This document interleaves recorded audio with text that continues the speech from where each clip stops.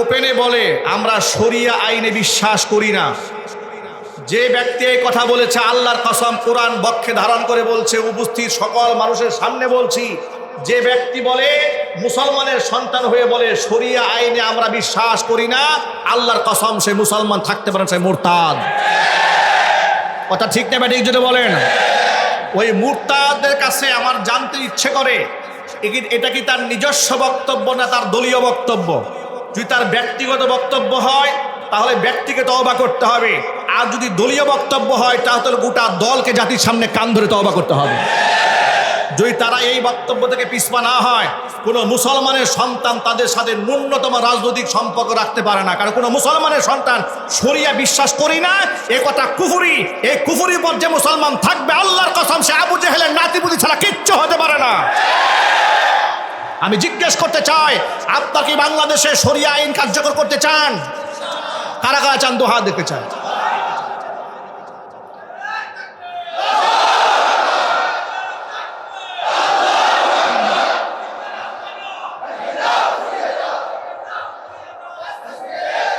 মনে রাখবেন, ওরা শরিয়াকে কেন ভয় পায় আপনাদেরকে বলি।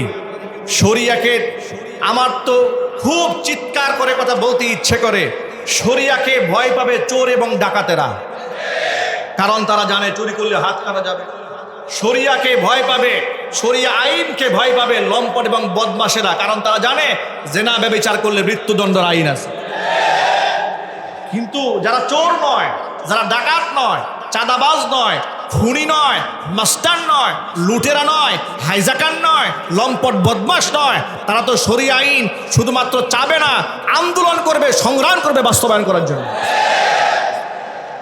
সুতরাং মুসলমানের সন্তান হয়ে শরিয়া আইন আমি বিশ্বাস করি না এ কথা বললে মুসলমান না মুরতাদ? আরো জোরে বলতে হবে। মুসলমান না কাফের? কাফেরদের সাথে সম্পর্ক রাখা যাবে না। যে ব্যক্তি বলেছে তার তওবা করার দরকার আছে না নাই? আরো জোরে বলেন। সে যত বড় নেতাই হোক না কেন তওবা করার দরকার আছে না নাই? তাকে আমরা স্মরণ করে দিতে চাই, দাম্ভিকতা করবেন না, অহংকার দেখাবেন না। অহংকারীদের পরিণতি কি হয় এদেশের মানুষ কিন্তু চোখের সামনে দেখেছে। শুধুমাত্র দেশের মানুষ দেখে নাই, গোটা দুনিয়া দেখেছে, গোটা পৃথিবী দেখেছে। ফেরাউন, কারুন, সাদ্দাত, হামান তাদের ইতিহাস পড়েছে, আর তাদের উত্তরসূরি স্বৈরাচারী হাসিনা এবং তাদের নাতিপুতিদের অবস্থা গোটা জাতি চাক্ষুষ চোখের সামনে দেখেছে। সুতরাং পলাতক স্বৈরাচারী হাসিনা থেকে শিক্ষা গ্রহণ করে তওবা করুন। আলেম ওলামাদের সাথে বিশুদ্ধার করবেন না, তার বিরুদ্ধে অবস্থান গ্রহণ করবেন না, কোরআন সুন্নাহর বিরুদ্ধে বক্তব্য রাখবেন না। আল্লাহ রাব্বুল আলামিন আমাদেরকে ইসলামিক মানবাধিকার, ইসলামী নারী অধিকার, ইসলামী শাসন ব্যবস্থা, শরিয়া শাসন ব্যবস্থা বাংলাদেশে কায়েম করার সংগ্রামে আমাদের সকলকে অংশগ্রহণ করার তৌফিক দান করুন। গত 2 জুমায় ধারাবাহিকভাবে আমরা আলোচনা করেছি ইসলামে মানবাধিকার বনাম পশ্চিমা মানবাধিকার। ইসলামে মানবাধিকার এবং পশ্চিমা মানবাধিকারের পার্থক্যগুলো কি কি সেগুলো আপনাদের সামনে আমরা ধারাবাহিকভাবে আলোচনা করছি। আর আলোচনার মূল প্রেক্ষাপট ছিল জাতিসংঘের মানবাধিকার বিষয়ক অফিস ঢাকাতে হওয়ার ব্যাপারে আলেম ওলামা এবং ধর্মপ্রাণ মানুষের উদ্বিগ্ন হওয়ার কারণ কি, এই বিষয় নিয়ে আমরা কোরআন সুন্নাহর আলোকে আপনাদের সামনে আলোকপাত করেছি। গত জুমায় পশ্চিমা বিশ্বের মানবাধিকার বলতে যা বোঝায় এর একটা মারাত্মক ক্ষতির দিক আমরা উল্লেখ করেছি। সেটা ছিল সমকামিতা, যা মানবাধিকার দৃষ্টিকোণ থেকে তারা মানুষের অধিকার হিসেবে জ্ঞান করে। পক্ষান্তরে সমকামিতা এটা ইসলামের দৃষ্টিতে জঘন্যতম পাপ এবং হারাম।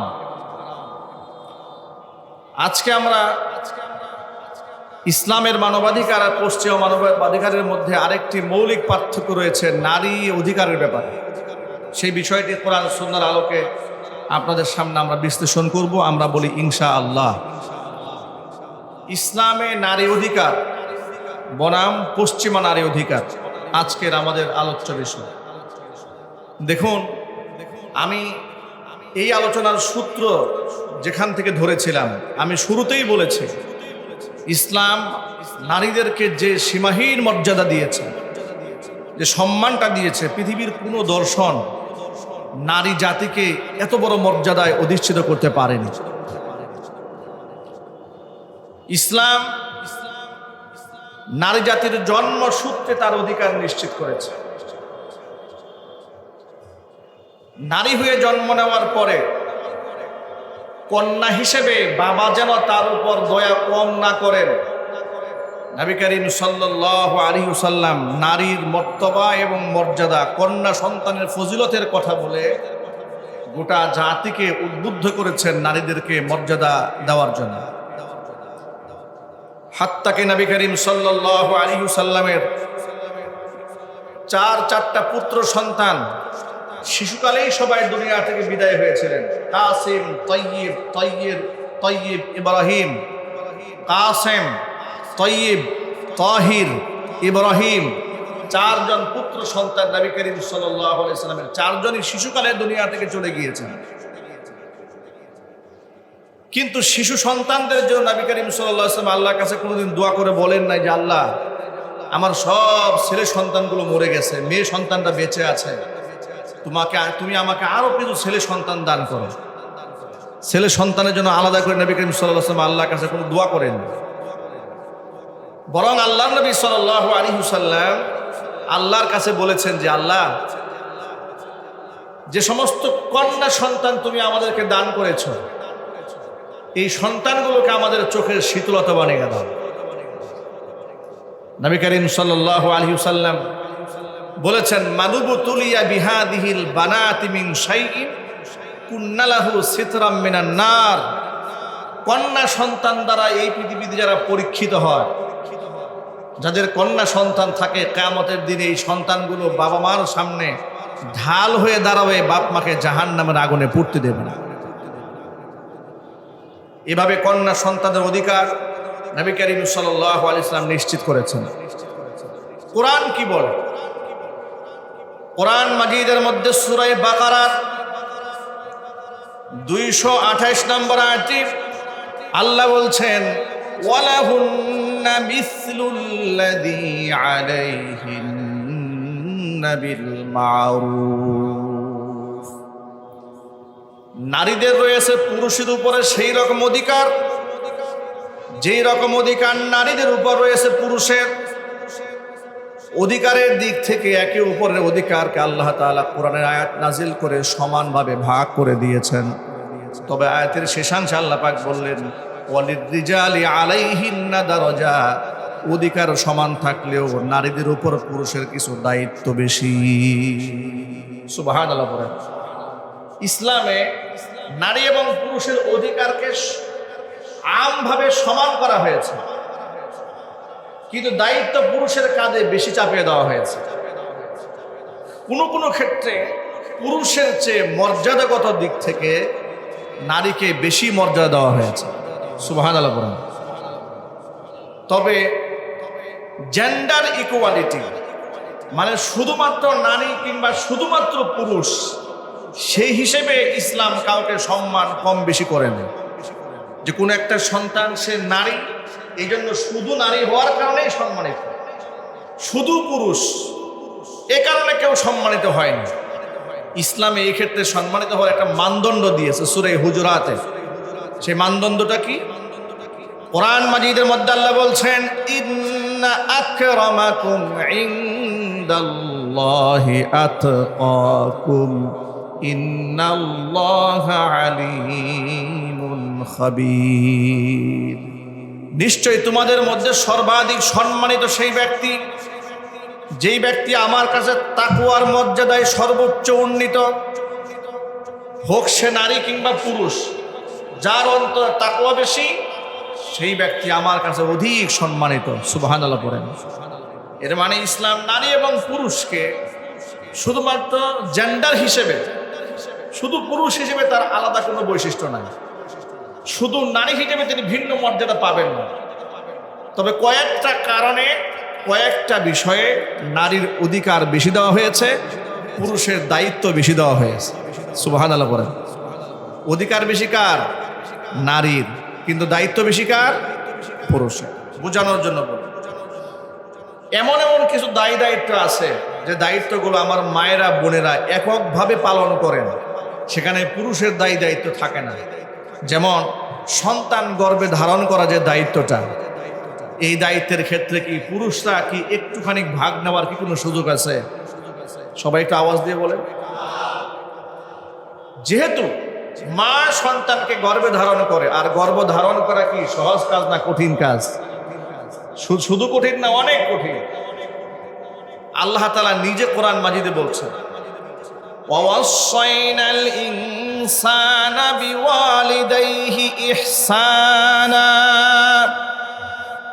হামালাতুহু উম্মুহু কুরহান ওয়া ওয়াদাআতুহু কুরহা। আল্লাহ তাআলা বলেছেন, নারী পুরুষের উপরে সমস্ত মানুষের জন্য আমি আল্লাহ তাআলা তার পিতা মাতার সাথে সদ্ব্যবহার করা ফরজ করে দিয়েছে। জোরে বলেন সুবহানাল্লাহ। এখানে নারীর জন্য আলাদা একটা বৈশিষ্ট্য আল্লাহ পাক কোরআনে উল্লেখ করে, হামালাতুহু উম্মুহু কুরহান, মা তাকে গর্ভে ধারণ করেছে, কুরহান মানে কষ্ট করে, ওয়া ওয়াদাআতহু কুরহা, তাকে গর্ভপাত করেছে সীমাহীন কষ্ট করে। ওয়া হামলুহু ওয়া ফিসালুহু, আল্লাহ সুবহানাহু ওয়া তাআলা কোরআন মাজিদের মধ্যে দুটা স্পেশাল কারণ উল্লেখ করলেন। এক হচ্ছে তাকে গর্ভে ধারণ করেছে কষ্ট করে, আবার গর্ভ থেকে গর্ভপাত করেছে সীমাহীন কষ্ট করে। এরপরে ওয়া হামলুহু ওয়া ফিসালুহু সালাসুনা শাহরা, আল্লাহ সুবহানাহু ওয়া তাআলা বলেছেন তাকে গর্ভে ধারণ করা এবং তাকে গর্ভপাত করার পরে টানা 2টা বছর দুগ্ধ পান করিয়েছে। এই তিনটা কষ্ট মা একা করেছে, যেখানে পুরুষের কোনো হাত নাই। এই 3টা কষ্ট মা অতিরিক্ত করার কারণে মায়ের মর্যাদা, ইসলামে অধিকার, এই ক্ষেত্রে আল্লাহর নবী সাল্লাল্লাহু আলাইহি ওয়াসাল্লাম 3 গুণ বাড়িয়ে দিয়েছে। এটা জোরে বলতে হবে সুবহানাল্লাহ। সাহাবা ইকরাম প্রশ্ন করলেন, কিলা মান আবাদু ইয়া রাসূলুল্লাহ। প্রশ্ন, মান আবাদু ইয়া রাসূলুল্লাহ, পৃথিবীতে আমি মানুষ হিসেবে সমস্ত মানুষের সাথে আমার মুআমালাতের কিছু হক আছে, ভালো ব্যবহার করা, উত্তম আচরণ করা, অধিকার আদায় করার, হুসনে খুলুক, হুসনে মুআমালাত মুআশারাত করা। পৃথিবীতে যত শ্রেণীর মানুষ আছে, যত প্রকারের আত্মীয়তার সম্পর্ক আছে, বন্ধুত্বের সম্পর্ক আছে, সেখানে মা আছে, বাবা আছে, সন্তান আছে, আত্মীয় স্বজন আছে, প্রতিবেশী আছে, রক্তের আত্মীয় আছে, দুঃসম্পর্কের আত্মীয় আছে, কলিগ আছে। এই যে নানা কিসিমের মানুষ পৃথিবীতে আছে, সমস্ত শ্রেণী পেশার মানুষের মধ্যে সর্বাধিক অধিকার কার বেশি? মান আবারু ইয়া রাসূলুল্লাহ, সবচাইতে বেশি অধিকার কার? প্রশ্ন করা হলো। আল্লাহর নবী জবাবে বললেন, উম্মাকা, তোমার মায়ের। সুবহানাল্লাহ বলেন। জিজ্ঞেস করা হলো, সুম্মা মান, মায়ের পরে কার মর্যাদা? হুজুর বলেন উম্মাকা, তারপরেও তোমার মায়ের মর্যাদা। তৃতীয়বার আবার প্রশ্ন করা হলো, সুম্মা মান ইয়া রাসূলুল্লাহ, এরপরে কার মর্যাদা? নবীজি বললেন উম্মাকা, তারপরেও তোমার মায়ের মর্যাদা। চতুর্থবার জিজ্ঞেস করা হলো, সুম্মা মান ইয়া রাসূলুল্লাহ, তারপরে কার? নবীজি বললেন সুম্মা আবা, এরপরে তোমার বাবার মর্যাদা। এখানে কেন তিনটা বার মর্যাদা বাড়িয়ে দেওয়া হয়েছে?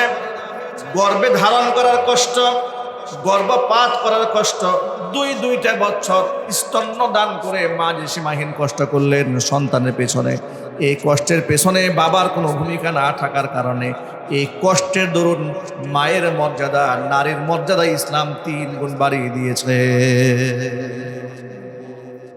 কিন্তু শুধু জেন্ডার হিসেবে মর্যাদা ভিন্ন করা হয় না, তার ত্যাগের কারণে, তার কোরবানের কারণে সেখানে 3 গুণ মর্যাদা বাড়িয়ে দেওয়া হয়েছে। সুবহানাল্লাহ বলেন। ভেদাভেদে নারী পুরুষের কোনো মর্যাদা নাই। আমল দিয়ে, তাকওয়া দিয়ে আল্লাহর কাছে মর্যাদাবান হতে হয়। এটার নাম ইসলাম। এটার নাম কি? ইসলাম। একটু জোরে বলেন সুবহানাল্লাহ। নারীদের অধিকার ইসলামে এত বেশি দেওয়া হয়েছে। এক হচ্ছে কন্যা হিসেবে তার অধিকার, দ্বিতীয় নাম্বার, কন্যা যখন স্ত্রী হয়ে যাবে, স্ত্রী হয়ে যাওয়ার সময়ের মানে আপনি যখন মেয়েটাকে বিবাহ দেবেন, বিবাহ দেওয়ার ক্ষেত্রে তার মতামতটা ইসলাম এত বেশি মূল্যায়ন করেছে। নারী যদি বলে হ্যাঁ তাহলে অনুমতি আছে, নারী যদি বলে না জোর করে মেয়েকে বিবাহ দেওয়া জায়েজ নাই। যেখানে ছেলে মেয়ে সম্পন্ন করতে গেলে ইজিন সবার আগে মেয়ের পক্ষ থেকে আনা হয় না ছেলের পক্ষ থেকে। কথা বুঝেন নাই মনে হয়। আপনার কি বিবাহ শাদী করেন নাই নাকি? হ্যাঁ, আপনারা বলুন না, মেয়ের পক্ষ থেকে না ছেলের পক্ষ থেকে? মেয়ের পক্ষ থেকে আনা হয়, মানে তার পারমিশন সবার আগে। সুবহানাল্লাহ বলবেন না? খুতবা করার আগে, বিবাহের কার্যক্রম সম্পন্ন করার আগে মেয়ের কাছ থেকে জিজ্ঞেস করতে হয়, এত টাকা দেনমোহর ধার্য করিয়া, এত টাকা উসুল করে অমুকের ছেলে অমুকের পক্ষ থেকে বিবাহের প্রস্তাব দেওয়া হয়েছে, তুমি রাজি আছো?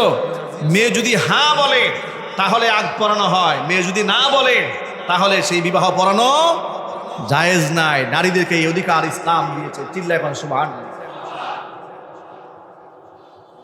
শুধুমাত্র এই ইজিন মতামতের অধিকার দিয়েছে তা নয়, আল্লাহ রাব্বুল আলামিন বলছেন বিবাহ যখন করবে ওয়াতুন নিসাআ সাদকাতিহিন্না নিহলা, সম্মানের সাথে মর্যাদার সাথে মহারণা প্রদান করে রানীর মর্যাদা দিয়ে ঘরের মধ্যে উঠায় নিয়ে আসবা। পকেটের টাকা খরচ করে মর্যাদা দিয়ে তাকে তোমরা ঘরের মধ্যে উঠায় নিয়ে আসবা, তার মহরের অধিকার ইসলাম নিশ্চিত করেছে। সুবহানাল্লাহ বলেন। এরপরে নিজস্ব ইনকাম করার অধিকার ইসলাম দিয়েছে।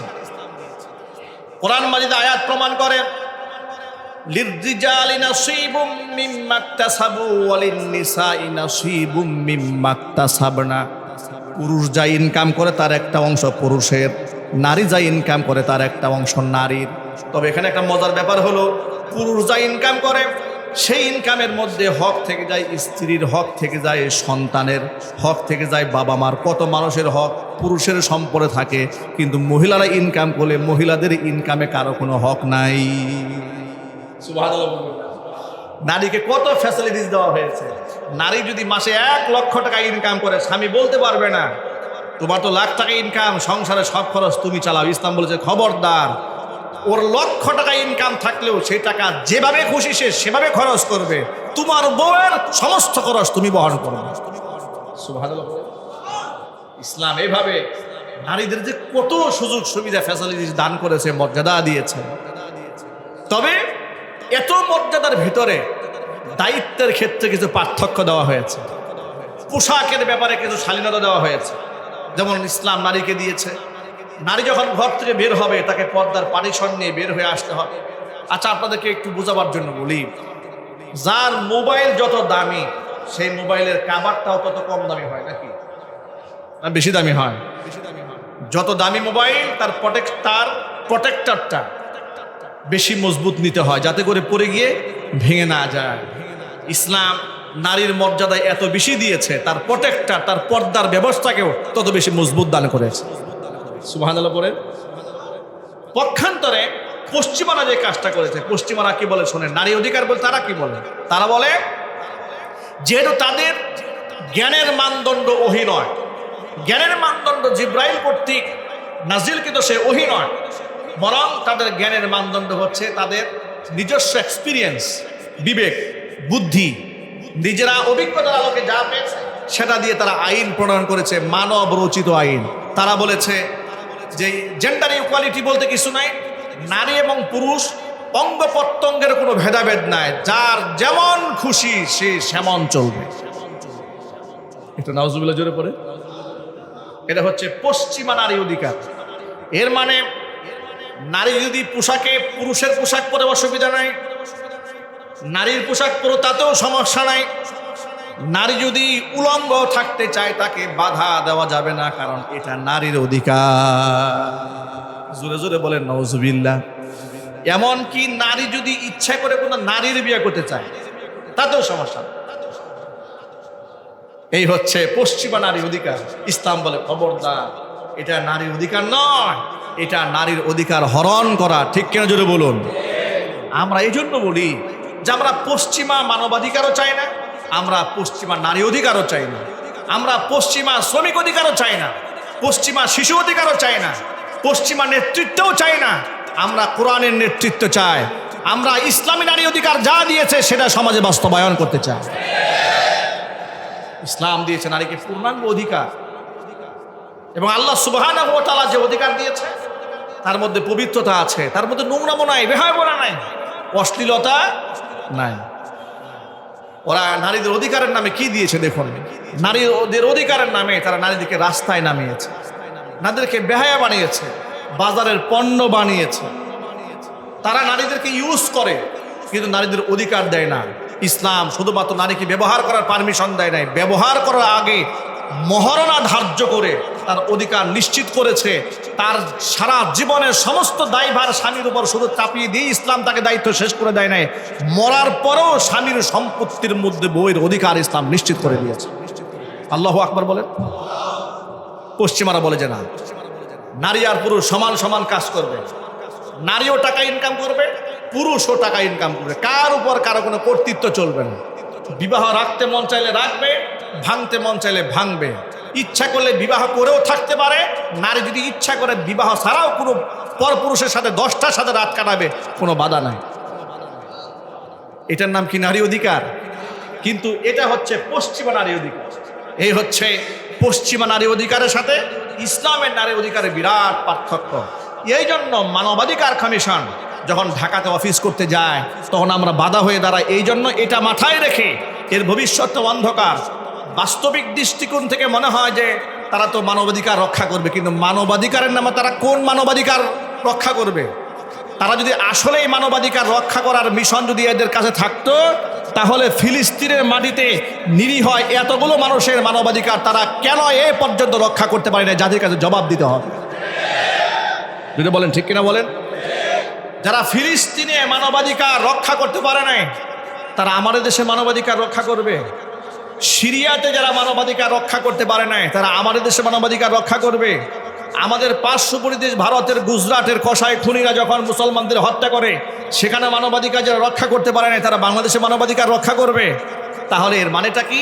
এর মানে হচ্ছে মানবাধিকার কমিশন গঠন করে মানবাধিকারের নামে পশ্চিমা যত কালচার আছে সব মুসলিম দেশে আমদানি করার পায়তারা চালানো হচ্ছে। এটা বাংলাদেশের মুসলমান কোনোদিন তা বরদাস্ত করবে না। কথা বলতে হবে, ঠিক কিনা? সুতরাং আমি আপনাদের সামনে নিশ্চয়ই বিষয়টি পরিষ্কার করতে পেরেছি। ইসলামী মানবাধিকার আর পশ্চিমা মানবাধিকার এক নয়। ইসলামী নারী অধিকার, পশ্চিমা নারী অধিকারের মধ্যে বিরাট পার্থক্য আছে। এখন আপনারা কি পশ্চিমা নারী অধিকার চান নাকি ইসলামী নারী অধিকার চান? আপনারা কি কোরআনের মানবাধিকার চান না পশ্চিমার মানবাধিকার চান? কোরআনের মানবাধিকার কারা কারা চান? দু হাত দেখতে চাই। এটা কি মন থেকে চান? আরো যদি বলুন মন থেকে চান। যদি মন থেকে চান তাহলে শাসন ব্যবস্থায় ইসলাম আনতে হবে।